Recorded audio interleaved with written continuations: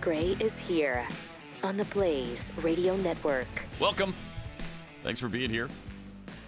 888-900-3393. Also at Pat Unleashed on Twitter. If you'd like to get in touch with us, it's during the course of the show. Hopefully going to be joined by Jeffy eventually. I don't think we have him yet, do we? Do we still not know how to make this happen? I mean, it is complex. You got your Skype thing, and you have to turn something up, and very, very complicated. Very, very difficult. So we'll see if we're going to be able to pull that off sometime during the course of the show, and hopefully soon. As far as the COVID situation is going, pretty much everybody on the planet has it now. If you don't have it, you're going to get it. That's kind of the thought process right now that we're kind of working with, is that this thing is running so amok that if you don't have it, you're going to. And about 98% of the cases, I believe, that are new infections are from the Omicron variety, which makes it a little bit milder, apparently. And so we'll see if that continues. The death tolls are going up because just more people have it. The death count from Omicron is still incredibly low, much lower than it was with Delta, but just more people have it. And apparently workers now want to work from home no matter what. They've gotten used to this, and they want to keep going with it. New York City firms offered nearly quadruple the number of remote jobs to new applicants in the past year. And this is just the beginning. According to New York City Partnership CEO Catherine Wild, whose group analyzed all these figures, the key industries with the highest jump in virtual work offers amid the coronavirus pandemic included administrative, information, and financial services. In early 2020, there were only 6,700 out of 163,000 postings of city jobs in New York that could be filled by remote workers, about 4% of the total. By this past December, so just last month, 25,800 of 243,000 jobs, so about 10.6%. It's already gone up six percentage points in about a year. A poll conducted by the partnership in November found just 28% of Manhattan workers were back at their desks on an average workday. 28% still is all. And a majority still working remotely 18 months into the pandemic. And employees don't want to come back to their cubicles. Just released national survey by Morning Consult found that 55% of respondents teleworking from home said they would consider quitting their jobs if they were forced to return to their office desks before they felt it was safe. On the bright side, one study found COVID-induced at-home setups saved New Yorkers thousands of dollars by eliminating commuting and other daily expenses. Yeah, in New York City, that would be especially great not to have to commute, because no matter how you go, whether you drive in, if you drive, you're going to have incredible parking fees that run, $400, $600, $800 a month just to park somewhere in Manhattan. And then you also have the tolls, which, depending on which way you drive into the city, could be $15, $30. I think about $30 a day, right? Coming and going. And on top of that, you've got whatever lunch you eat when you're in the city, when you're in Manhattan. I mean, it really does add up. It adds up to well over $1,000 a month. And then if you're taking the train in, you got the train expense. So there's just no way around it. It would be nice then to have that kind of savings. It's like getting a raise of $1,100 or $1,200 a month from working at home. Surveys and studies by job tracking firms predict 36 to 41 million Americans will be working remotely by 2025, more than double the 16.8 million at-home workers employed before COVID-19 hit. 1 in 6 people working remotely are managers. And most of these jobs are in finance or corporate management, professional and scientific services. Could reasonably be done at home. And if we have the technology, obviously, we're going to be able to broadcast someone from home. That is not the case yet. 888-900-3393. Also at Pat Unleashed on Twitter. Over the weekend, we had more absolute insanity from left-wing media calling Ron DeSantis essentially Hitler. This is just amazing because anybody who uses the Hitler terminology usually gets buried on social media. But I guess if you're a left-wing journalist, it's okay. You have called the governor an authoritarian, even tweeted that you think he's like a dictator. What's your response to critics of that statement, that type of rhetoric? They think it goes too far. Not at all. Growing up in Not Miami at all. and having, neighbors that were Cubans, growing up with hearing the stories of so many of our Floridians who have left dictatorships and communism and socialist countries and coming here to the state of Florida for capitalism, for open opportunities to succeed. He is doing everything possible to take away power from local governments, taking away. That's unbelievable. Take away power. He has taken away mandates, which are forcing people to do something, in many cases against their will. I mean, he's providing more freedom, not less. People's abilities to protest, making it harder to vote, talking about, banning books. Yeah. You got to actually show an ID. That's what dictators do. Instead of listening and trying to govern with the people, despicable. He's trying to govern over the people. And, that, I'm sorry. I'm a student of history, too. I saw the rise of Hitler. I've learned of those stories. Are you comparing DeSantis to Hitler?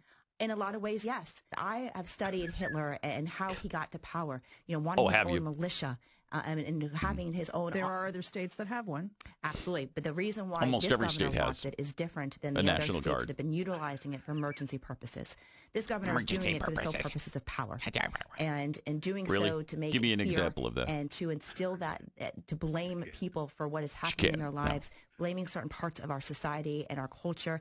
And that's exactly what Hitler did to the Jews back during World War II. What would you say? You remember when anytime Glenn Beck would ever make a comparison about Nazis or Hitler, the Anti-Defamation League was all over him. They would come down on him like a ton of bricks. How dare you? How dare me? How dare you, Glenn Beck, mention the Hitler? I know. The Jews. It's I the know. end of time. But it's fine for them, for this Florida Democrat. I don't even remember her name, but she's apparently fairly prominent in the Democrat Party in Florida.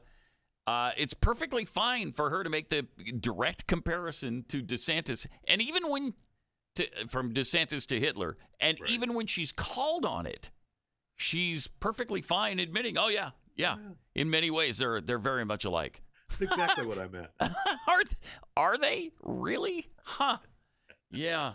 I don't remember Hitler removing restrictions like DeSantis has done, but I'm sure there's something I'm missing here. But speaking of you, how are you? You're still testing positive? Yes. Yeah. I can't believe it. I mean, I feel fine. I tested. I got really sick, a week or like 10 days ago now. Yeah. Today's day 10. And so for a couple of days, it was really bad. And then I felt good, but my voice wasn't, I'd speak for 5 minutes and then it would be, dead, gone. But I feel great. I don't feel sick. But so you just had a couple of bad days. That was kind of the same for me. I had several days where I just kind of, not feeling well. But I had 3 or 4 days that were just, I was miserable. Absolutely miserable. Yeah, for the Friday night and then Saturday and Sunday were pretty, I felt horrible. Yeah. Really bad. Me too. And then that was it. Interesting, though, that you were vaccinated. Isn't it interesting? That is fascinating. And you still got it, and it was still bad for a couple of days. But not as bad. No, not as bad. Oh, okay. It would have been so much worse had you not been vaccinated. Right. I could have been sick for 3 days. Instead of 2? Yeah. Yeah. So you're doing the home test now? Yeah, I mean, they were tough. I got lucky and found one like that Saturday, which is when I tested positive. You really did get lucky because almost none of those are available in I stores know. anymore. I called the pharmacy and she was like, "Well, we just got some in. One a customer. You can have one. Come on in." And then a couple of days ago, I went to a Walmart. Mm-hmm. And I walked up to the manager and said, "Hey, you guys got any home tests?" "Oh, we just got some in. One per customer. Here you go." Worked out well. Yeah. Huh. Yeah. But and so, but they're still testing positive, so I don't know what the heck I'm doing it for. Does everybody in your house have it? Everybody's got COVID? It appeared that my wife has it. Mm-hmm. I don't know that the kids were sick of, a little bit, but I'm not wasting a test on them. Yeah. Well, and why even test? Because you either have it or you don't. You're gonna act the same way either way. So.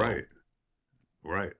And so I have another couple of tests to go that I'm holding on to, and there's places to get free tests, but nobody had any of the rapid tests. "Oh yeah, we can test you and let you know in 8 days." Well, what good does that do me? Go to an urgent care. That's where I got my test, my positive test.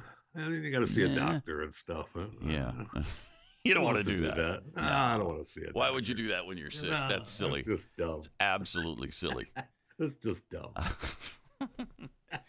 But I see also now that they're saying that starting Wednesday of this week, mm-hmm. that you're going to be able to get every house can go on a government website and order 4 free rapid COVID tests. Oh.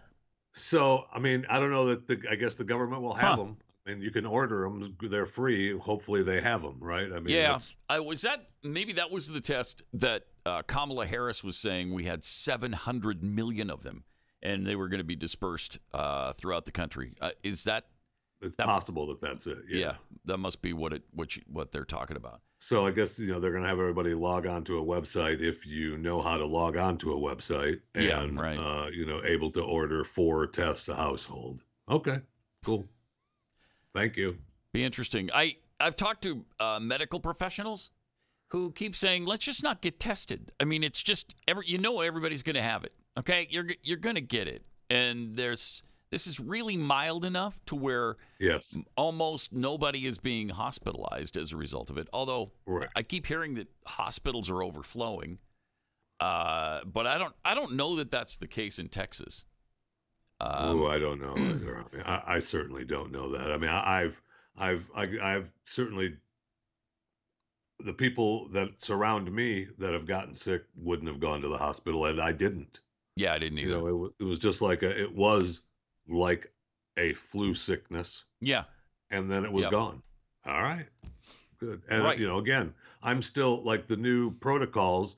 The reason I was testing is because of the new protocols that say, if you're no symptoms and 5 days later test negative, you're good to go. Yeah. Well, okay, well, I feel like I'm good to go, but I'm still testing positive. So, I mean, I guess I could lie. I don't think the people here in this building would appreciate that. Really? Yeah, I'm pretty sure they would not. Oh, okay. All right. Well, yeah, I'm pretty sure. I guess I have to. I'm pretty sure they're thinking, "Stay stay where you are, Jeffy." That's gut check. Stop. Although there aren't many people left here, to protest you coming in or anybody with COVID coming in. Everybody's got it, and everybody's at home because of it. So it's been an interesting time, and I'm hoping that this is going to be the absolute peak, and then maybe we can move on past this thing after this. That would be great. Wouldn't that be nice? Yes, it's been 2 stinking years, and I'm really ready for it to be over. Me too. It's because it's crazy, and many people are just still struck with absolute fear because of all the fear mongering, and it's like they think you've given them a death sentence if you do come in with COVID, which is not right with this Omicron thing. It's not the case. It's not the case. It's not fun, but you pretty much survive it. Feel crappy for a while, and then it's over. And, just about the time I was starting to think, all right, I got to find a doctor who's going to give me ivermectin or hydroxychloroquine. And about that time, I started to improve, Turned and around. so I didn't need it. Yeah.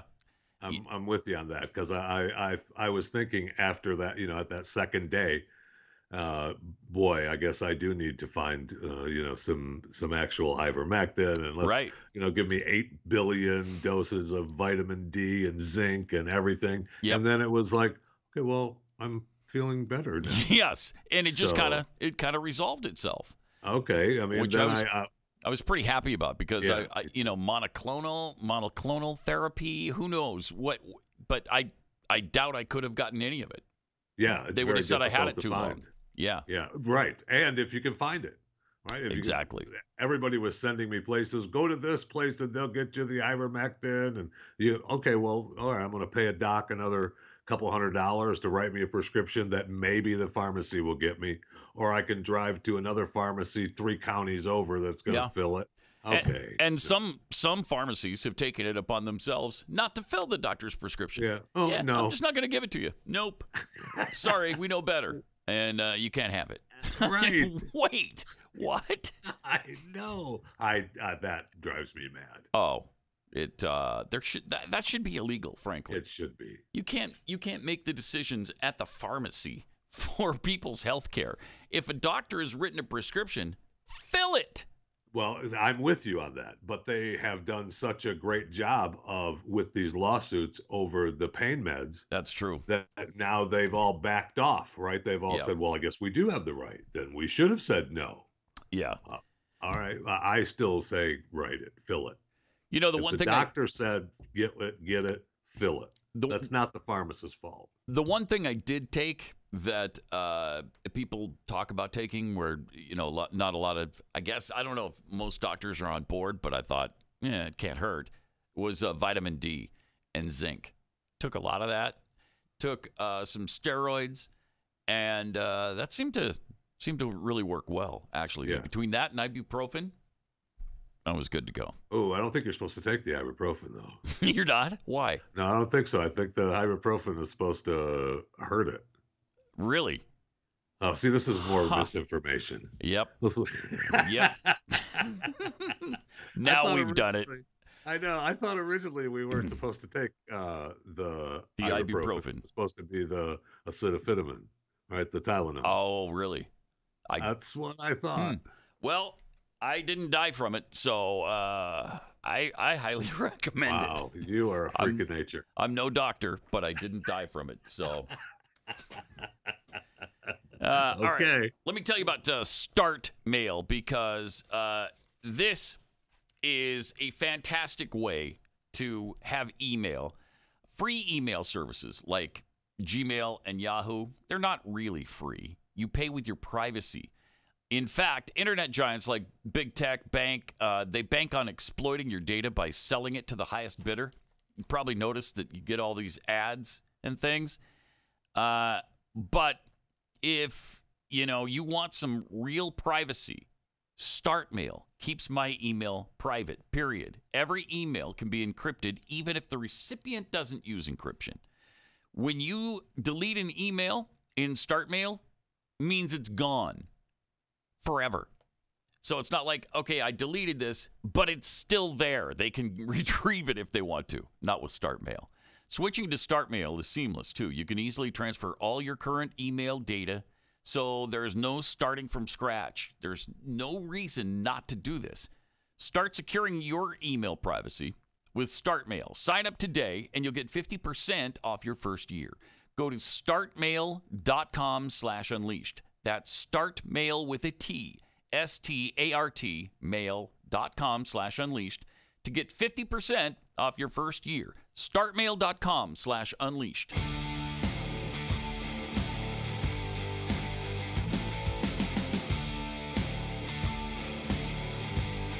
Pat Ray.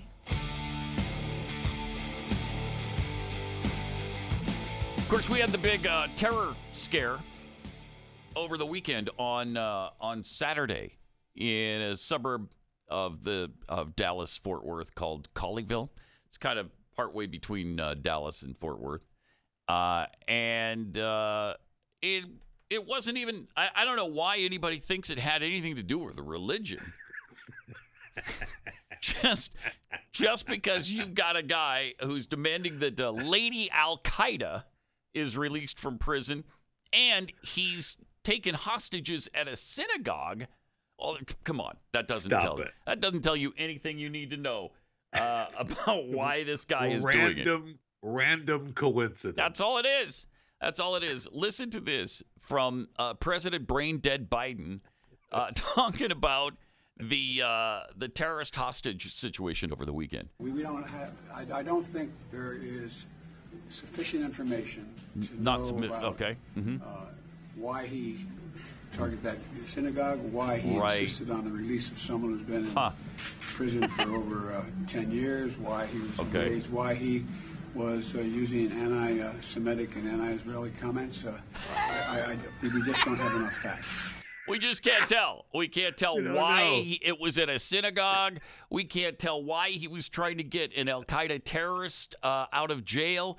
We can't tell why he was saying anti-Semitic and anti-Israel things. Huh.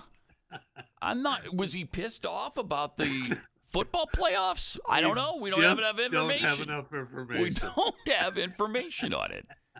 I don't know. It might have been that. Maybe he couldn't get a good steak in town. I don't know. I don't know. Apparently, when he got here, he lived at a homeless shelter for a night and bought weapons right on the street. Yeah. So, maybe he didn't get that steak dinner. Maybe not. That he wanted. Maybe not. And then you tend to get pissed. And the first thing you do is go to a Jewish synagogue. It's so weird. What do you mean you can't figure this out? Come on. Fortunately, nobody was hurt other than the hostage taker, right? And they got out of there. The rabbi said that they were alive today because of education that they all took with active shooter and security courses. Right. So that's huge. That's really huge. And he said that in the last hour of their crisis, the gunman was becoming more belligerent and threatening and, obviously getting even more scarier than it was to begin with. And so they were ready with their instruction. That's how they got out of there. And so that's great. Yeah, it is. They're finding out more about this guy. Is apparently a British citizen, but he's possibly Pakistani as well, of Pakistani descent. The woman he's trying to get out of jail, they refer to as Lady Al-Qaeda because she is so tied into terrorism in the Middle East and traces it back. They trace her back to 9/11. She was apparently involved with some of the 9/11 terrorists. So we can't figure out why. Why would he want her out of jail? Huh. That's really weird. She's been in prison for 10 years? 10 years. Mm-hmm. Why would you want her out? I guess make any sense. I guess they've been trying to get her out for the whole time, and this is a big deal among the terror community is trying to get her released from prison in Fort Worth. Now, Representative Michael McCall is saying that there's something more to this case than meets the eye, and the FBI's investigation is now extended to London and Tel Aviv, and I believe they just made 2 arrests in London last night? Yeah, the 2 teens were arrested in London yesterday that had something to do with this, So McCall said there's something more here, and the fact that he's calling for Lady Al-Qaeda's release from prison has been, as you said, in the jihadist world, kind of a cause celeb. And so I think we're going to find out a lot more in the next 24 to 48 hours. He's British. Wouldn't be surprised if he's Pakistani, just like Siddiqui. That's the name of the woman in prison. And we need to get to the bottom of this. We haven't seen one of these radicalized attacks in a few years now, and it's disturbing to see it raise its ugly head again. Sure is. But apparently there's something involving the Ukraine as well. And Interesting. There's some kind of tie there to this particular attack, but they're not giving up all their information quite yet. Law enforcement identified 44-year-old Malik Faisal Akram as the perpetrator on Saturday and said he traveled to the U.S. about 5 weeks ago. Motive hasn't been officially determined. Yeah, we can't figure out what it is about this guy. I don't know why. It's a synagogue. I don't know why he's saying anti-Semitic things. I don't really know what that means. So maybe they'll figure that out in the next couple of days. Well, when we get more information, as the investigation continues, I'm sure we'll be able to find that out. Right. Huh. Now, this couldn't be some sort of Islamic extremism. I hope you're not going there in your mind, because that would really hack me off. No, don't even start going down that road, mister. No. McCall said this is a disturbing case that demonstrates that anti-Semitism is unfortunately alive and well. Where's he getting that? Where are you getting that, Mike? I think they chose this synagogue because she, Siddiqui, the Lady Al-Qaeda they call her, is being detained in a Fort Worth prison facility. Interesting. We were very near. We were actually cleaning our church when this thing broke out. Yeah, very close. Yeah. So, yeah, we were almost right on top of this situation. Yeah, didn't even know what was going on. So, fortunately, like you mentioned, they got everybody out. Everybody's fine. Except for the hostage taker himself, who was killed. And I don't know that they've said whether he committed suicide or whether the law enforcement officers killed him. Have you heard? I read the report that they finally admitted that the law enforcement officers shot him. The FBI task force, their SWAT team or whatever, were the ones that put him down. Yeah. Wow. And in the meantime, of course, the FBI was also downplaying any ties, just like Biden. We don't really know specifically why he chose a synagogue. It had nothing to do with the Jewish community. Okay. All right. It could have been anywhere. He could have picked the Arby's down the road, but he didn't. He just ran into that place. It's just amazing. It's silly. It's absolutely silly. You know, when you can't just tell Americans exactly what it is when we can see it with our two eyes. Obviously, it's Islamic terrorism. Why don't you just want to? Why? Why do you have to cover that up? I don't know. It doesn't make any sense. It doesn't seem why? What good does it do to pretend like it doesn't exist? I don't get it. Yeah, I don't understand it either. But maybe we'll finally get some truth today, because it's going to be tough to jam that down Americans' throats that we don't know what's causing this. Kind of silly at this point when we can all see exactly what it was. Yes. 888-900-3393. Also at Pat Unleashed on Twitter. You see any of the NFL games over the weekend? All of them, baby. You watched them all. I loved them. Absolutely, man. It was great. It's a fun weekend. It was fun. Yes, it was. And what I love is that they pushed one of the games into Monday Night Football, which I don't know why they haven't done that before, but it's an awesome idea, and it gives us one more day of football this week. It does. It's kind of chintzy against the teams that are playing. Gives them that short week. But well. But exactly. You're playing for our benefit, not yours. Thank you. It's been fun, though. It was some fun games. Yesterday and Saturday. And, of course, Cowboys gone already. Oh, stay classy, Cowboys. Stay classy. 888-900-3393. More Pat Gray Unleashed coming up. Welcome. Great to have you with us. 888-900-3393. Joined by Jeffy this morning from his home because he's still testing positive for COVID-19. And there are some who may frown on him showing up here with COVID-19. I'm a little disappointed in those some, I'll tell you that. Yeah. How dare they? Right. How dare they? Got some tweets here. Sir Nasty tweets, hire me and I'll do my job psychically. And I just did. See, so you can do that from home. Obviously, you don't have to commute in. Jeffy's droopy thong. Is there such a thing? That's interesting. That must be one big thong. Tell you that right now. I'm retired, so no more commuting to deal with liberal bosses at SoFi, SolarWinds, and other douchey tech companies. Defiant Giblets tweets, the Democrat lady from Florida, I've studied Hitler. Me. Duh. Isn't it required to become a Democrat? From Omicron, son of Optimus Prime. Oh, nice. Remember, Jeffy, they said when you can test positive for up to 12 weeks. So you got that going for you for the next few months. Good times. That can't be. Good times. Up to 12 weeks. Can you imagine? Way. I mean, is there any way you could be kept out of work for 12 weeks? That can't. I can't. That's crazy. I mean, at what point do you just, okay, I'm negative? Right. I mean, really, stop it. Exactly. I tell you what, it's going to be before 12 weeks. I guarantee you that. I'm hoping it's today.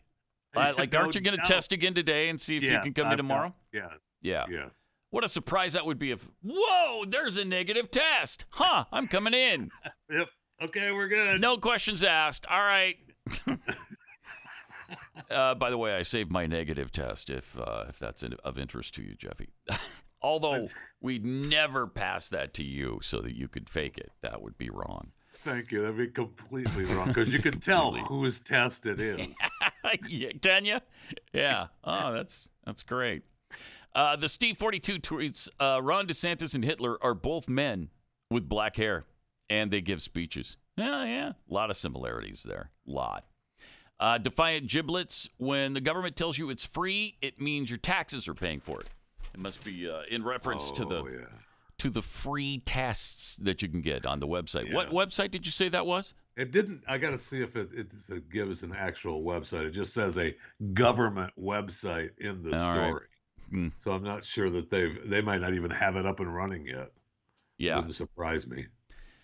So that might be part of the 700 million tests that they're going to distribute for free on us. Yeah. Of course, there's no such thing. But let's see. Over the weekend at the box office, have you seen Spider-Man yet? No Way Home? No, my kids went to see it. My kids went to Did they like it? See it? Yeah, they did. They loved it. They thought it was really good. Yeah.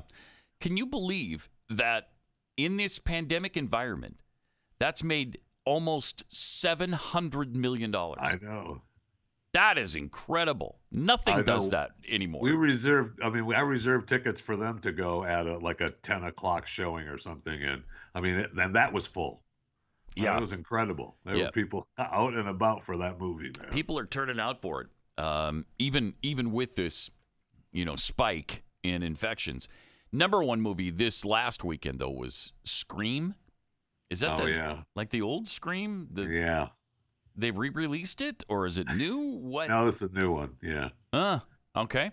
Scream, 30,600,000. Number two is Spider-Man: No Way Home, still making $20.8 million after how many weeks? 5 weeks. 5 weeks. 5 weeks out, and it's up to about $700 million total. Then you got Sing 2, the 355, which I don't know anything about. The King. Man, you don't know anything? You haven't seen Sing? No, really? or the 355. Do you know what that is? Oh, no, I do not. The King's Man came in at number 5, $2.3 million. Belle, American Underdog. That's the Kurt Warner story, which I would love. Supposed to be. Yeah, I'd actually love to see that. I was hoping that was streaming at home, but I haven't seen it anywhere yet. No, it is not yet. West Side Story, which cost a fortune and made $948,000 this weekend. Jeez. No, I'm surprised that it made that much. It's been out for 6 weeks and has made $33.7 million. That's it. Steven Spielberg. Steven Spielberg and Disney. That's because we're so hateful. Is it? Yes. Is it why? Yes, okay. It is. Yeah. We don't want to go see something with what? Don't want to go see something with Hispanics singing or Puerto Ricans or singing or gangs or That's whatever exactly it is. Right. Yeah. Okay. So that was number 8. See that. Number 9, licorice pizza. Like the old licorice pizza, didn't that come out like, I don't know, 30 years ago or something?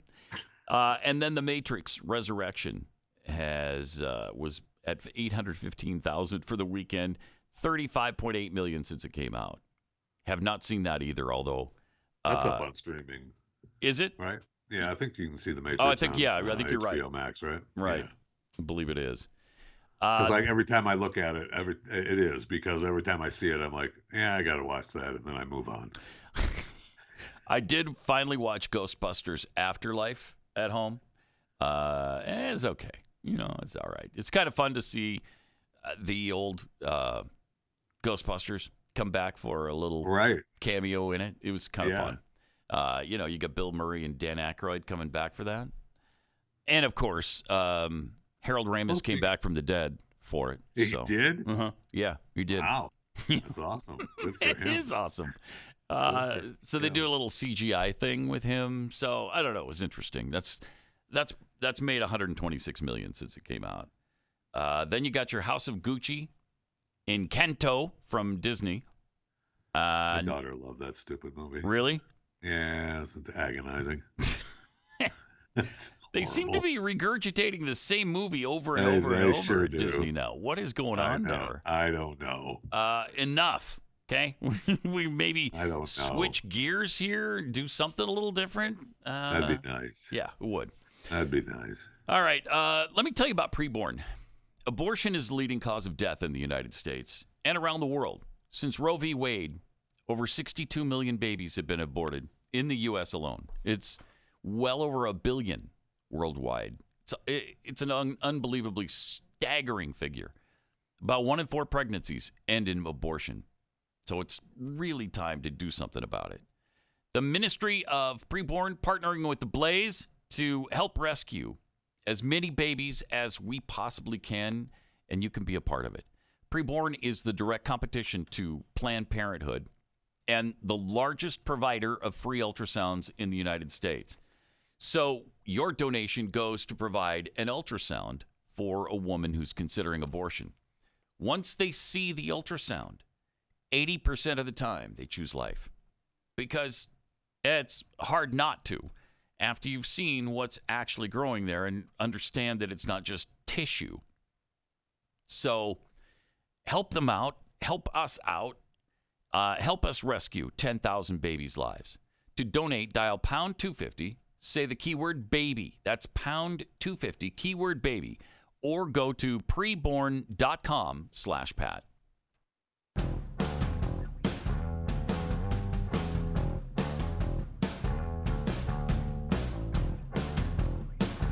Pat Gray.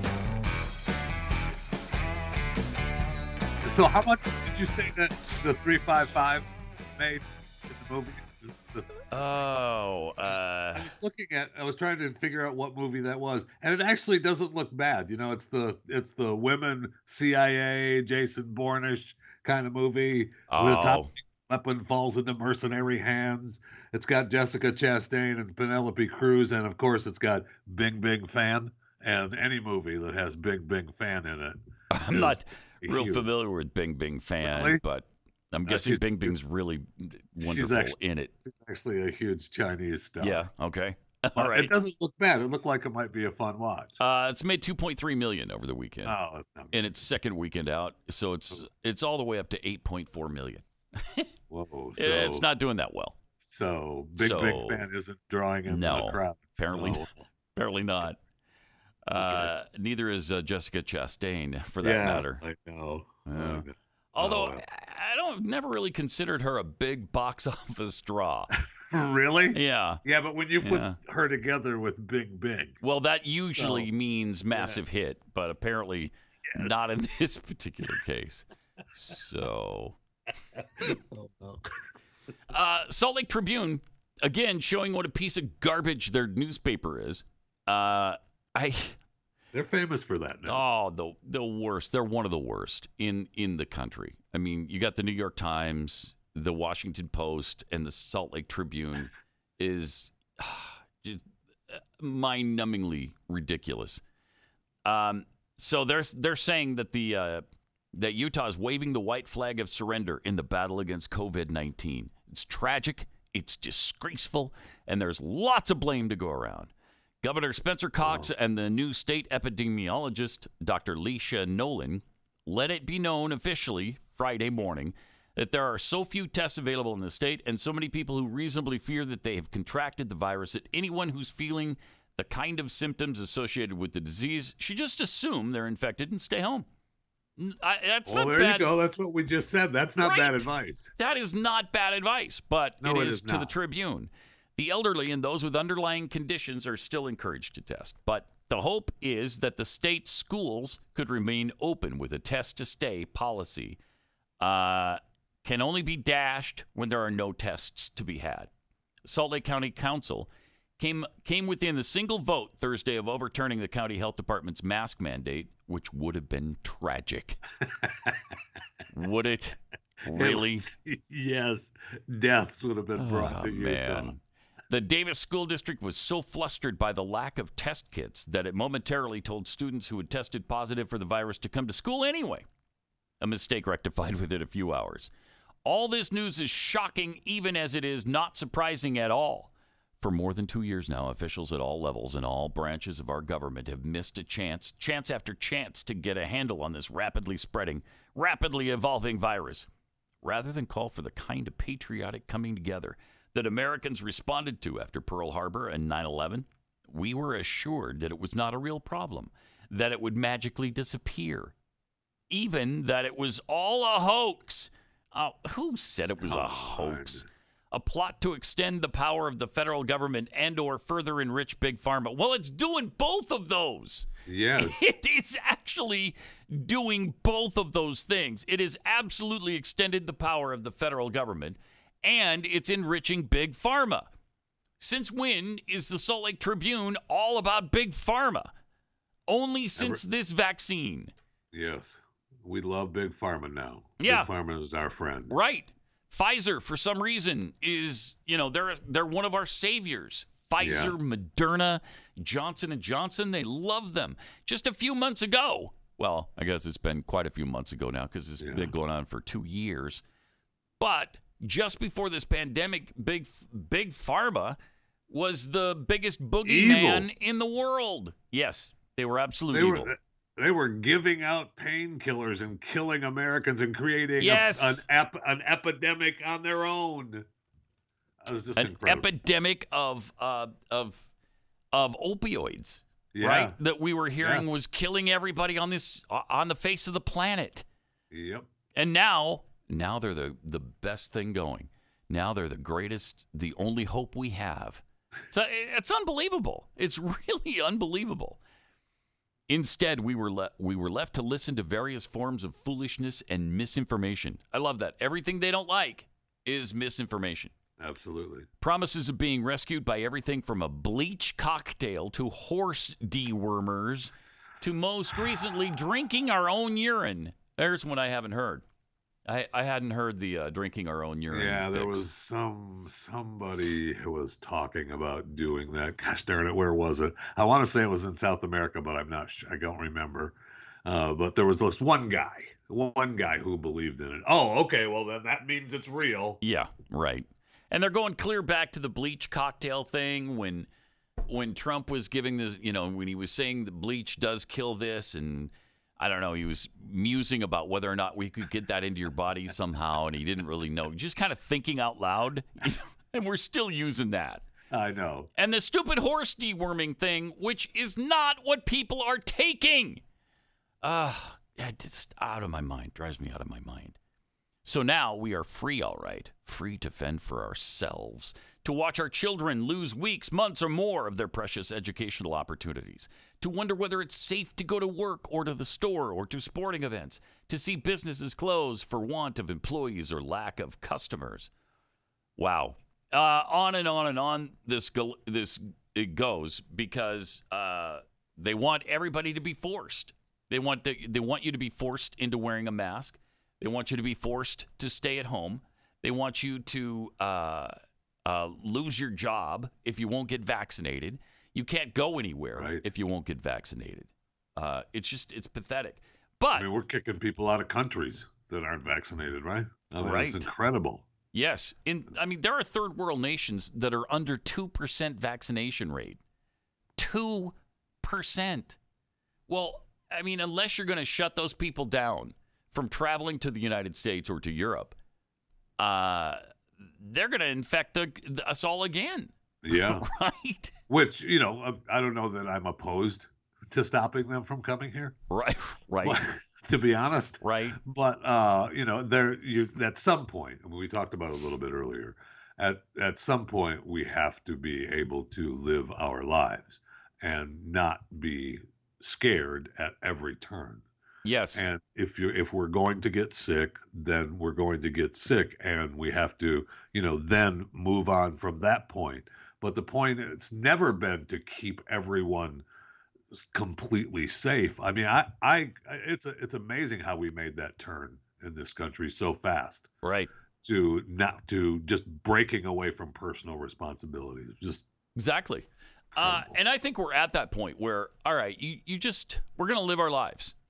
That's all. It's just right. We're going to live our lives as normal, and those who get sick get sick. And this is a great time to do it because this Omicron thing is much more mild than the Delta variant was. Yes. And it's 98% of what is out there right now. 98%.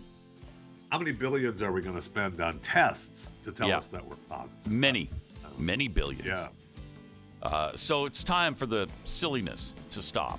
Silly season should end right now. 888-900-3393. More Pat Gray Unleashed. But Jeffy as well. Coming up. Welcome to it. Great to have you with us. Got some tweets here. Jimmy Dimples tweets, something I've noticed is that there really haven't been any memorable Disney movie villains lately. Where's the baddie like Ursula or Gaston or Jafar or Scar or Syndrome? Yeah, I don't. They don't exist in these new movies.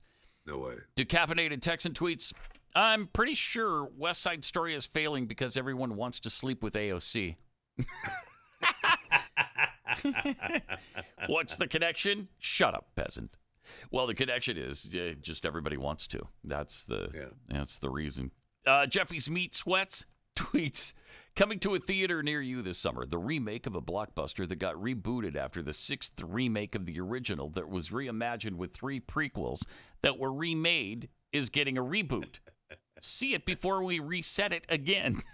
It's about right. That's not far off. Not at all. Jeffy's Droopy Thong again. Libtards control COVID as well as they control the climate. You are not God. Stop acting like it. Bob Loblaw tweets, leftists around the world celebrate Novak Djokovic's prompt deportation. All while in America, the left looked the other way when it comes to deporting illegal aliens across its southern border. No kidding. Yeah. That's really despicable what they're doing. The number 1 tennis player in the world. He comes to Australia. He tests negative. Let him play. But nope. For whatever reason, they got to send him away. Decaffeinated Texan tweets, the government has had hundreds of years to get a hold of and put a stop to influenza. Where are they on that? Maybe it isn't possible to kill that kind of virus. No, that can't be it. Never mind. Carry on. It's about right. Also, MSNBC's Tiffany Cross is blaming Senator Kyrsten Sinema for, quote, upholding white supremacy, unquote. Oh, my gosh. Because she wouldn't support any rule change in the Senate that removes or weakens the filibuster. So, because I guess she wants our republic to have a chance here to stand up against this tyranny that the left is trying to perpetrate, that's upholding white supremacy. I mean, everything is white supremacy to these people. Everything. Sure is. You know, it's interesting because today is MLK Day, Martin Luther King Jr. Day, and I can't for the life of me think why we celebrate it anymore when they hate everything he stood for. The left despises what Dr. King said. They don't agree with it. They believe the opposite now. Well, I mean, they certainly have turned what he has said and believed, to their belief for sure, which is, I guess, not believing in anything he actually said or believed. Exactly. So you're right. Never mind. I mean, when you're talking about judge people by the contents of their character instead of the color of their skin, that's the opposite of what they want now and what they're insisting upon now. It's the exact opposite. And so I don't know why they haven't said, hey, we want to remove this holiday and replace it with who knows what. George Floyd Day. Yes, exactly. In the meantime, Cross hosted a panel discussion on the Democrats' push to pass two massive bills aimed at overhauling federal elections. Okay, the Freedom to Vote Act and the John Lewis Voting Rights Act, and their attempts for either to find a workaround for the filibuster or to scrap it entirely to make that happen without any Republican support. And they can't do it. They can't get their way on this. And so they're having a hissy fit. Cross posed the question to political commentator Angela Rye, saying, this is an interesting challenge, Angela, because look, Sinema is a Democrat, which means we shouldn't be attacking her. But she is in many ways upholding white supremacy. You and I both know what the filibuster was originally used for. Do we? What was the filibuster originally used for? Please enlighten us.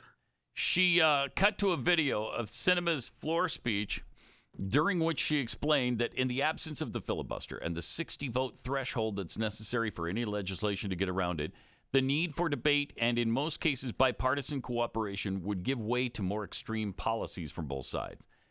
I don't think I can roll my eyes hard enough. And you kind of just want to say, girl, bye.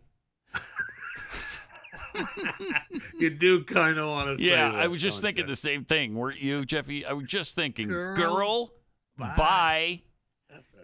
But, Angela, I'll let you take it. What's your thoughts on the senator's position? It's rooted in falsehoods, right? Like we're talking about voting rights. We're not talking about abortion, which we all know has been historically divisive in this country. What we also know is that voting rights has been supported on a bipartisan level in both chambers of Congress since 1965. It still is being supported. These laws that they're trying to enact just make it easy for anybody, citizen or non-citizen alike, whether you're eligible to vote or not. It makes them it gives them an opportunity to vote if they're not supposed to be voting. That's what is happening here. That's the only hang-up is that you have to show ID at the voting booth. It is not difficult. And even Democrats, to the tune of 80%, are on board with voter ID, with showing your ID when you go to the voting booth. This is amazing that they continue to push this despite the fact it's so unpopular with the American people. So she continued. So what I would tell Senator Sinema is to please reflect on your history, not a wobbly voice, not an emotional plea for people to remove or to not remove the filibuster when you just could cross that hurdle. Right now, I'm talking about this year. They could cross that hurdle. Sure, they could. They could eliminate the filibuster whenever they please, and then when the Republicans do the same thing when they gain control in Congress, they can scream and yell and jump up and down, and we'll remind them of this year and the fact that they changed the rules, which fortunately there are two people standing in the way of. One of us, Kristen Sinema, and the other is Joe Manchin. And thank heaven for both of them. Boy, no kidding. It would be bad without them right now. It would be a disaster, an absolute disaster. She says, I agree with Jesse Jackson, who recently said we're moving towards democracy. Yeah, that's probably true. That is true. In the way they mean it, yes, it's exactly right. And this is a way to ensure that we're back on that right road.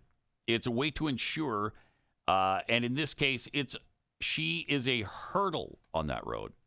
And bless her heart, I hope she continues to be a hurdle. I'm kind of surprised that Kyrsten Sinema has been able to hold the line this long. Aren't you? I mean, I didn't expect it. Yes, I mean, I feel like sometimes, and we're fortunate for these two senators, but they get backed into a corner, and instead of, kowtowing and saying, okay, I feel like they are, you know what?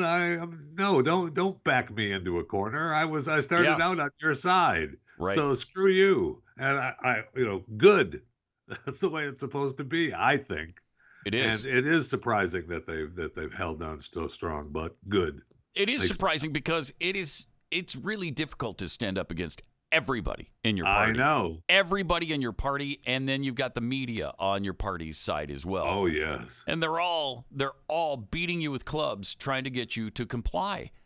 And they have so far they've toed the line. Yeah. And it's incredible. And it's saving our republic so far. If they can keep this up a little bit longer until we can get them some help in the Senate and the House in November, it's going to save the country.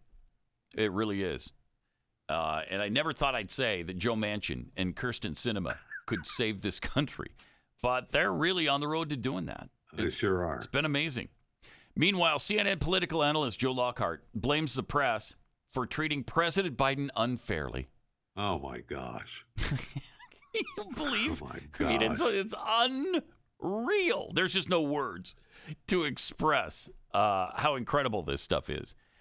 Arguing the Biden administration does not deserve to be covered with the same snarky attitude that the media had against Donald Trump. During a Sunday appearance on CNN's Reliable Sources, host Brian Stelter asked Lockhart about the media's treatment of the current White House occupant and how it compares to his predecessor. Lockhart said this: "I think the press is failing.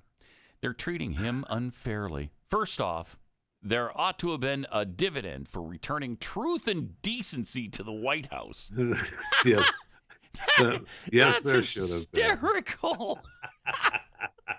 Truth and decency. Okay. That's awesome. And we didn't get that. We didn't get that at all. We've kind of returned to the snarky attitude we saw with Trump and in some respects to Obama. Huh. How about that? What? Lockhart said the media has become more concerned with viewership and ratings than informing the public. I'll give you an example about some of the decisions that get made. I said from the very first briefing, the Trump spokespeople lied. They lied every day, every briefing. And the majority of those briefings were aired on live television. Yeah, you know what? This administration is lying every day as well. Every single day. And the majority of those lies, whether on live TV or not, are still holding true. Yes. The lies are holding true. There's no doubt about that. Although he says Jen Psaki is in there telling us the truth. No.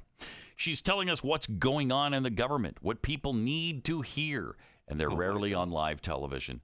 So that tells me this is more about entertainment than it is about news. It's more about getting viewers than letting people know what's going on in the country, and that's a failure as far as I'm concerned. That's just amazing. Wow.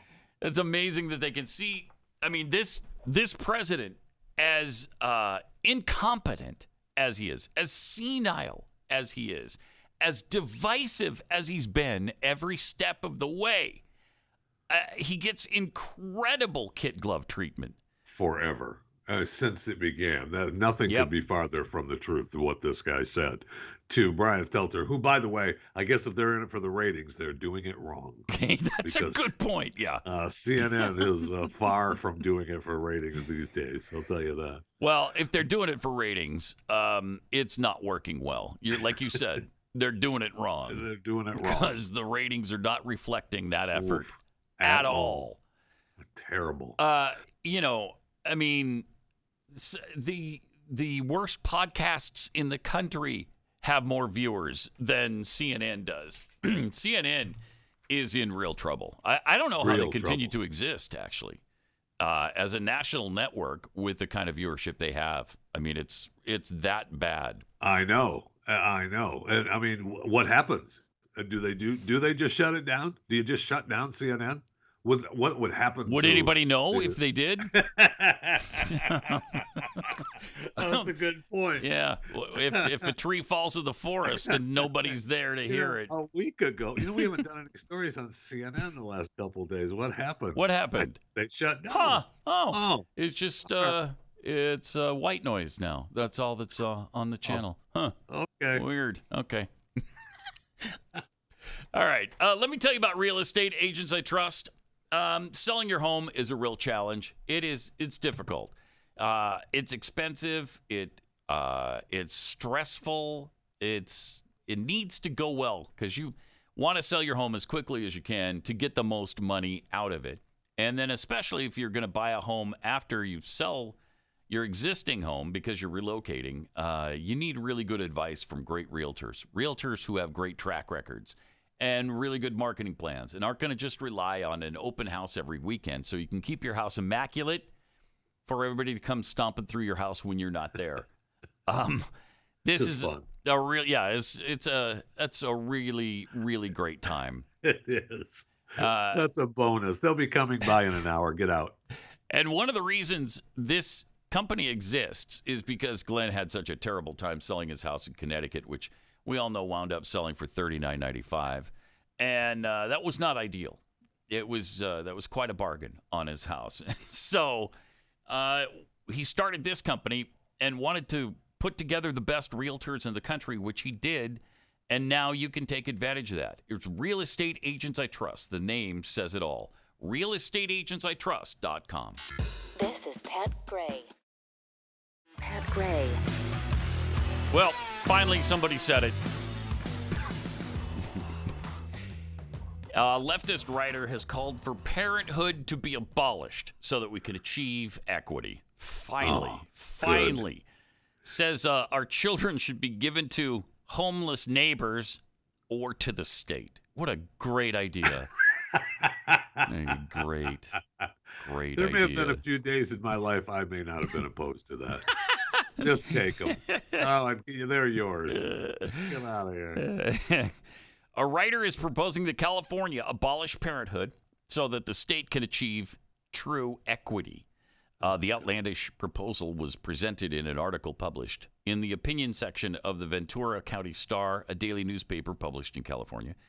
The publication is owned by Gannett, largest newspaper company in the United States. And the article titled, California Should Abolish Parenthood in the Name of Equity, was also republished by Yahoo in its news section. Brilliant. The author of the piece is Joe Matthews, co-president of the Global Forum on Modern Direct Democracy. That's an awesome thing to be a part of right there. You know it is. A Global Forum on Modern Direct Democracy. That is just maybe the best organization you could possibly ever belong to. I mean, it's global. Right. So... And it's democracy.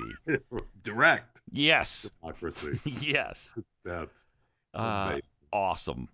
The article touts Californians as having the goal of equity to be their greatest value. However, Matthews notes that parenthood prevents true equity because fathers and mothers with greater wealth and education are more likely to transfer those advantages to their children, compounding privilege over generations.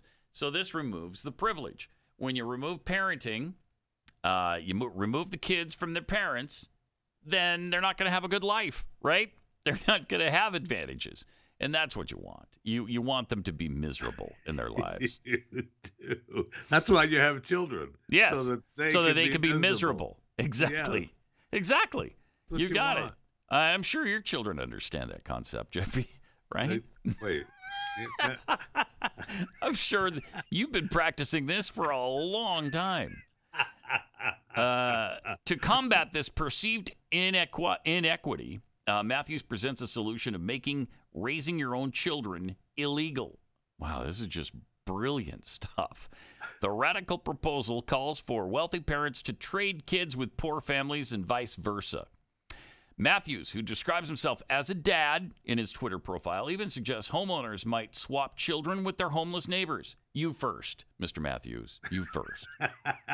Let's see how that works out for you. And then the rest of us could follow suit, right? Jeez. Now, I recognize that some naysayers will dismiss such a policy as ghastly, even totalitarian.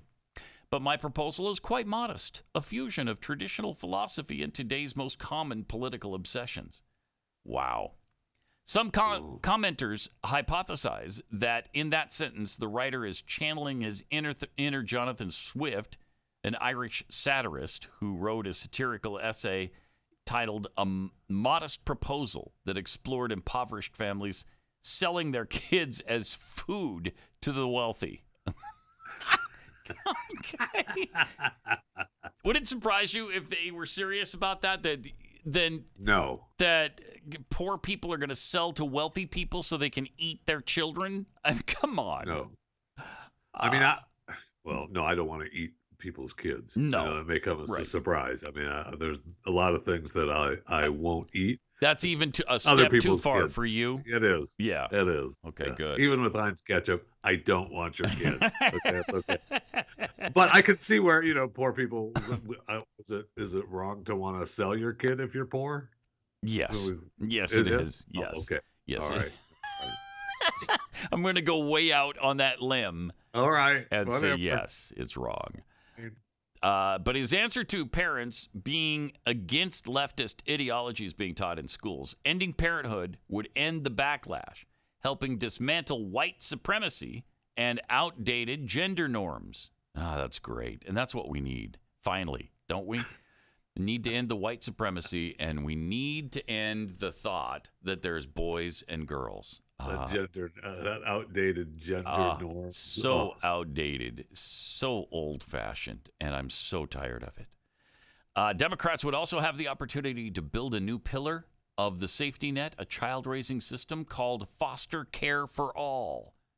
Yeah, because if you're giving up your kids, then I guess all the kids are going to be in foster care, right? Yeah. And you're just swapping them if you're wealthy. And I don't know where the cutoff is for you to be wealthy and to give your kids to a poor family, or where poor begins and you can give your kids to a wealthy family. And is it the government that decides who gets who? I would think so, yeah. Yeah. Because it's the government that knows best, right? They're the ranchers, we're the cattle. So, yeah. So this is a really good idea. Matthews acknowledges that some people may see his radical ideas as dystopian. No. But adds, don't pay those critics any mind, because they just can't see how our relentless pursuit of equity might birth a brave new world. Jeez. This is absolutely chilling stuff. It's absolutely chilling, because these people are serious. They're serious about this. That's how much equity means to them. That's how much they want everybody to have the same amount of stuff. That you completely end parenting now for all time. And I know this is coming from the global outreach direct democracy. I don't forget what the exact title of their group is, but I have a feeling that there really isn't. There's maybe him in the club. I hope so. I hope that we don't have anything to worry about, really. Yeah, you would hope. Yeah, I do. I do hope, in fact, that that's true. Man, I mean, because that's where we're at today, right? He writes a little stupid article in in some little local newspaper, and then the internet picks it up. So others pick it up, and then people start to really say, "Hey, wait a minute, yeah, this is a good idea. Huh? Yeah. Let's try that." True. Yeah, that would bring equity to the United States of America. They've been trying for so long to find a way to tear us down, to bring us down to the level of other nations on this planet, that they're willing to throw anything at the window and see what sticks. Well, I mean, he even said it, right? The relentless pursuit of equity. Right. Oof. Right. And that's what we're seeing, the fruits of their labor. And, I mean, they're going to be people supporting this and serious about it. All right, 888-900-3393. More Pat Gray Unleashed coming up.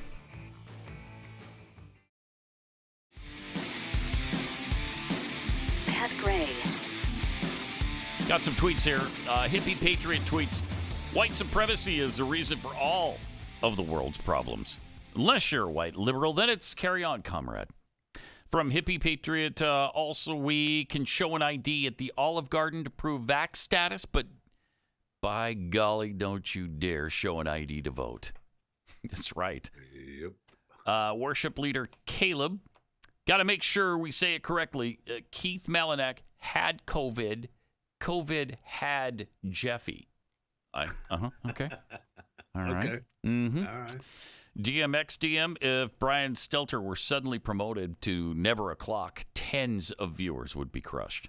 That's a gross exaggeration. It sure is. It's a gross There's exaggeration. no way tens of viewers would be upset. No.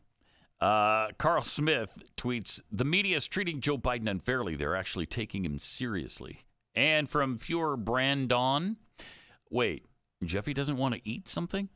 What did the Rona do to him?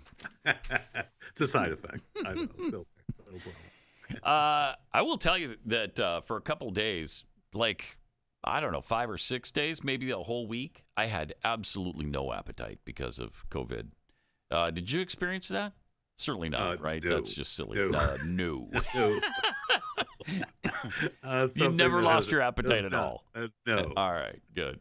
My wife actually lost her smell and taste. Yeah, so is mine. The last few days. But I will say no. That's just something that's not going to happen to me. I don't believe.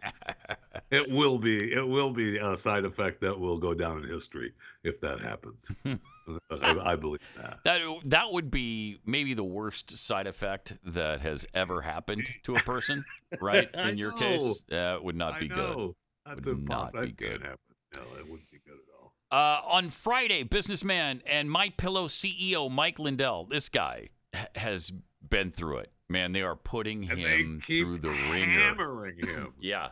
The latest thing is, did you read about this? And Kevin, you see this in the paper? Did you read about this in the paper today? Heartland Financial and Minnesota Bank and Trust are trying to debank his accounts associated with his multi-billion-dollar businesses and charities. The announcement came on Friday,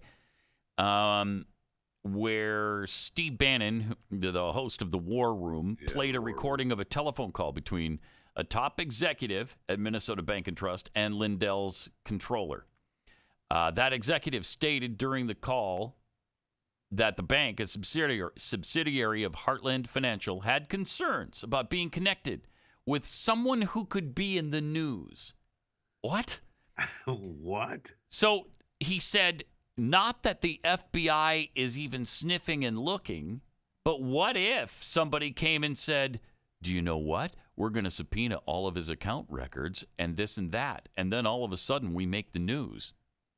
So okay. What? So what? It's not even happening. And so what are you doing? You're doing like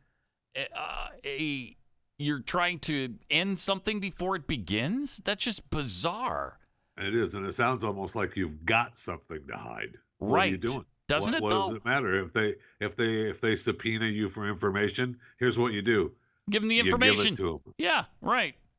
Accounts that are being threatened with debanking include Lindell Management, Lindell Outreach, Lindell Recovery Network, Lindell TV, Lindell Foundation, Lindell Publishing, Frank Speech, Michael Lindell Personal, and My Store. Lindell told Bannon that he has been given 1 week to remove Frank Speech, and they want all the rest gone within 30 days. Is that amazing? Wow. This is, I mean, I'd like to know why he's still alive. I know. Mike Lindell. I don't even know why we're letting him walk on this planet anymore. It's about that bad. I know. They don't want him to exist anymore. They're trying to shut him down completely. Even his bank won't do business with him? This is outrageous. Where does it, and he asked, where does it end? Where does it all end? It's a great question because I don't know. It ends, I guess, with you not having the ability to speak out. Now, are some of the things that he has said a little wacky? I think so.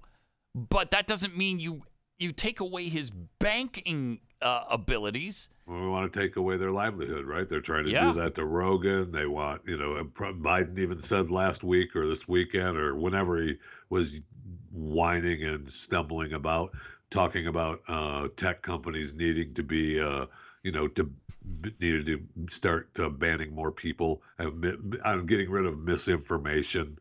Right. They want to shut everybody down.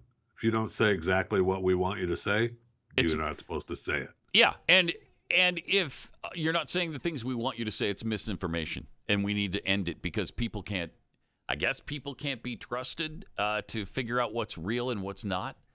That's what they used to do in this country is allow you to speak and then allow people to decide what they were going to believe. I mean, that's why people came to this country. Right. That's why we came to this country. Yeah. So that we'd be able to say and think what we want. How about I get to hear both sides and then I make a decision? Oh, see. How about that? Are you able to do that, though? I am. Yeah, I can do that. And so can virtually all other Americans. So listen to somebody say something, and then somebody else says something opposite, and then you decide. And then I decide. Like that one. Yeah, you like that? Yeah, I like we should that try it. Let's give it a try for just 245 years. How about that? Right. Maybe just give it a shot. It's not happening though anymore. It's really not. They can't allow both sides to be heard. No, I know. Because they're afraid you're going to make the wrong decision. And it goes against what the Pat Gray Unleashed program is all about. When in doubt, err on the side of freedom. I can't believe you just used the word err.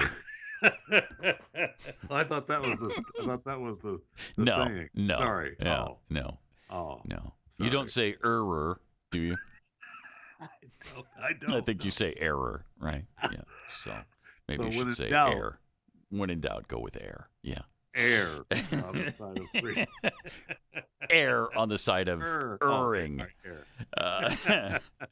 888-900-3393. Also at Pat Unleashed on Twitter. By the way, Tom Cotton has just introduced a bill to block Biden's plan to place biological males in female prisons. This is something that's already been going on, and they've already had problems with it. They've already had rapes take place because you got men in prison with women. Who could have foreseen something going wrong with that? It's amazing. But Senator Tom Cotton of Arkansas has introduced a bill to block male prisoners from being housed in women's prisons. The Preventing Violence Against Female Inmates Act would stop biological males who claim to be transgender from petitioning for a transfer into women's prisons. Right. President, that's one of the problems, though, right? Is that it isn't. Now you're getting down to what they're considering to be male and female, right? It's not just the whole science of it. It's I say I'm a woman. Well, then you're a woman. Okay. Yes, if you identify as a woman, I guess you're a woman, right? Despite the fact that you have man parts. And if I'm going to prison and they say, if you identify as a female, we're going to send you to that prison. Right. I guess, you know what? I identify as a female. Send me over there. Excuse me, it's ma'am. It is ma'am. Right. President Biden's plan to house male and female prisoners together will put women in danger, Cotton said. Now, how can that sentence, that statement right there, be construed as anything but absolutely accurate? The Biden plan to house male and female prisoners together will put women in danger. Okay. Yeah, obviously. Yeah. I mean, obviously. Could there be a more obvious statement that you could possibly make? I don't think so. Documented cases prove that placing men, including ones who identify as female, into women's prisons puts female inmates at increased risk of sexual assault. What? Who would have seen that coming? I don't know. Everybody? Yeah. My bill will stop the president's ill-conceived plan and keep men and women separated in federal prison. In April, the Department of Justice, in support of Biden's executive orders, issued a statement of interest in the case of a biological male inmate in Georgia who petitioned to move to a women's prison due to suffering abuse in a male prison.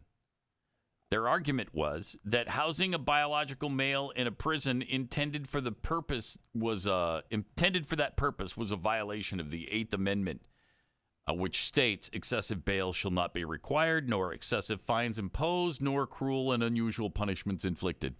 So I guess housing a biological male in a biological male prison is now considered cruel and unusual. Yeah. Are you kidding me? It is the view of those that oppose these sorts of transfers that a failure to protect those housed in male prisons does not mean that those vulnerable biological males should be housed in women's prisons, where they may themselves become a threat to a vulnerable population. Multiple female prisoners in Washington state prisons have reported that they were assaulted and raped by male prisoners who were transferred into their prisons after the males said that they identified as women. I mean, how many times have we warned of this? It's not even, the real trans people who we're worried about here. It's the heterosexual people who are claiming to be trans and then being transferred into a woman's prison that you got to worry about. Are you saying that couldn't possibly happen? Because it's already happened. Sure has. And I don't understand why it's just okay to endanger women like this now. All of a sudden, forget about protecting women. Why? Oh, we have absolutely no care about that. No care at all. We see that in athletics in different places around this country, right? Of how many different males that are, saying that they're identifying as female and then participating in those sports. Mm-hmm. And it's amazing how they're doing better than the females. We're supposed to believe that it's just a fluke. That's right. all it is. There's no difference. There's no difference in their bodies. Don't worry about it. It's the same thing. Right. So shut up. Sorry. And the women, this situation in prisons is so much more serious even than the athletics that we're talking about. I mean, when you're okay, you've got athletic competition at risk. Okay, and I understand that, and it's despicable that they're allowing it to happen. But now you're talking about their actual health and safety, and actually being sexually abused in their prisons, and nobody seems to care in the Biden administration. They're fine with it. They're still going ahead with these transfers. It's unbelievable. I don't understand how it can possibly happen. And what happened to Title IX? When you bring it back into the sports world, Title IX was the be-all and end-all of everything for 40 or 50 years, and now all of a sudden that's right down the drain. Don't worry about Title IX. That doesn't matter at all. Oh, yeah, okay. I thought we were trying to protect women and women's sports. But well, we are, but not really. Not really, though. Not really. In fact, not at all. So, yeah, really bad. 888-900-3393. Also at Pat Unleashed on Twitter. Also, a doctor with decades of experience can't practice medicine after her license was temporarily suspended over complaints that she shared coronavirus misinformation. How dare. According to the Maine Licensing Board. Yeah, part of what she was doing, get this, she prescribed ivermectin, it's a horse dewormer, and hydroxychloroquine. My gosh. What do they use that in, fish tanks? I mean, come on. This woman has to go. I mean, it is incredible how, we're doing that. We talked about how they want people, they're shutting down citizens, everyday citizens, Mike Lindell and others. They want to silence, they want to shut Here's down. Another example of that. Joe Rogan and his podcast. I mean, for misinformation. Yep. I mean, it is incredible. And now the medical community, I thought again, and I know, I guess I'm just living in old school America that doesn't exist anymore. Mm-hmm. But if you go to a doctor and the doctor tells you to do something and you think, I don't think I want to do that. I'm going to maybe check out what another doctor says. That's supposed to be up to me. Yes. Yes, it is. I mean, I realize that there's, governing boards and doctors are supposed to, but doctors are supposed to want to save lives, right? That's right. What they're out there for. So if they believe something will work to save you, okay, I mean, it's up to you to decide whether it's not going to. I really, it's a very difficult time, Pat, and I don't like it. It's a powerful statement, Jeffy. It's a powerful statement. I don't like it. I want to get really angry here, and I'm calming down a little bit because I would say words I shouldn't say. I share some of your angst right now. This Dr. Merrill J. Nass, who got her license to practice medicine in Maine in 1997, had her license immediately suspended for 30 days after a board investigation and review of complaints against her. She had 2 complaints from people. Oh, boy. Because I guess she prescribed them hydroxychloroquine and ivermectin. And she has apparently said negative things about the vaccine. So now they're forcing her into getting a psych evaluation, insinuating then that she's lost her mind because she believes as she does. She needs to undergo a neuropsychological evaluation. Do you believe it? I mean, this is frightening stuff. Sure is. Chilling, frightening stuff. The information received by the board demonstrates that Dr. Nass is or may be unable to practice medicine with reasonable skill and safety to her patients by reason of mental illness, alcohol intemperance, excessive use of drugs, narcotics, or as a result of a mental or physical condition interfering with the competent practice of medicine. Wow. So they're throwing all these things that have nothing to do with her case, like excessive use of drugs and alcohol intemperance, because she has said certain things that they don't like about ivermectin, hydroxychloroquine, and the stupid vaccine. It's despicable. They will just destroy you if you stand up against them, if you don't toe the line, if you're not completely compliant. Look out. They're absolutely going to end your livelihood. And in some cases, they're talking about taking away your freedom, too. Well, there's plenty. I mean, D.C., you have to have your vax pass now to go out and about, right? And go about your business. Mm-hmm. I think most businesses, I don't know the exact mandate that is there. But there's plenty of countries now that are locking down. If you're not vaccinated, good luck. God bless. Yeah, right. And if there's a doctor that is prescribing ivermectin, sorry, that's used as parasitic treatment for animals, and that can't be used in humans. Then it's interesting that it won a Nobel Prize in 2015 for use in humans. That's really fascinating. How did that happen? And it's continued to be used, in other countries around the world. Same with hydroxychloroquine. Yes, that was initially used for malaria, but there's certain autoimmune conditions that this treats, and that's why it's effective against this virus. It has worked for people.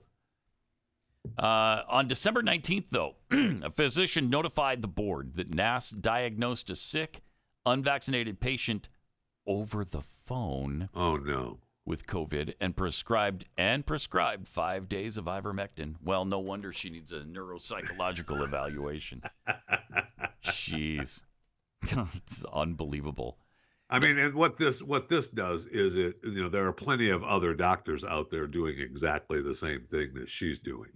So that just puts the fear of I don't want to say God, but the fear of lawsuits and pending your medical degree and license on the record, so they're not going to do it, right? I mean, that's why you just have to pick on a couple, and the rest will come along. Yep, exactly. A new poll from the Heartland Institute and Rasmussen surveyed 1,016 U.S. likely voters, and they polled Democrat voters to find out how many of them would be okay with punishing fellow Americans for being unvaccinated. The survey found that Republican and Democrat voters have completely polar opposite opinions, obviously. The poll noted 75% of likely Democrat voters had a favorable view of Anthony Fauci. 75% of Democrats, 21% of Republicans had a favorable view, and 38% of unaffiliated voters. An alarming 48% of Democrats believe that the government should fine or even imprison anyone who questions the COVID-19 vaccine's efficacy on social media, television, radio, or in publications. So, if you say anything about it on Twitter, if you say anything about it on your podcast or on TV or on radio, you could be fined or imprisoned, according to 48% of Democrats, 14% of Republicans. And if Tom Cotton has his way, I won't be able to go to a woman's prison. Damn it. That's right. That's right, Jeffy. Man. No matter how you identify. Amazing. Wow. 14% of Republicans and 18% of independent voters say there should be criminal punishments for criticizing the vaccines. For criticizing vaccines. It's amazing there's even 14% of Republicans who would favor that. Before that, yeah. Jeez. It sure is. When it comes to COVID-19 policies, nearly half of Democrat voters favor a government tracking program for anyone who's unvaccinated. 66% of all voters who are against governments utilizing digital devices to track people during COVID-19. According to the survey, 55% of Democrats are in favor of the government fining Americans who don't get the vaccine, compared to just 19% of Republicans. 29% of Democrats support removing children out of the custody of their parents if they're unvaccinated. Oh, jeez. Oh, boy. That is amazing. Amazing. And it just shows how cult-like this whole situation is with COVID-19 and Democrats. It is a cult now. It's like a religion to them. It seems like we're away from the unity we were promised. Boy, doesn't it? Here in the United States. Because I heard from someone that we were going to have that. And, that we we're going to have unity? Yeah. Going to bring Americans together. Like we are. Doesn't appear like we are at all. No, it sure doesn't, does it? In fact, that speech last Tuesday was maybe the worst yet, where he called people who disagree with him domestic enemies. Okay. Well, that's it, though. Now you're really bringing us together. Now I'm feeling some serious unity. All right. We'll see you again tomorrow. Same time, same place. Here on Pat Gray Unleashed.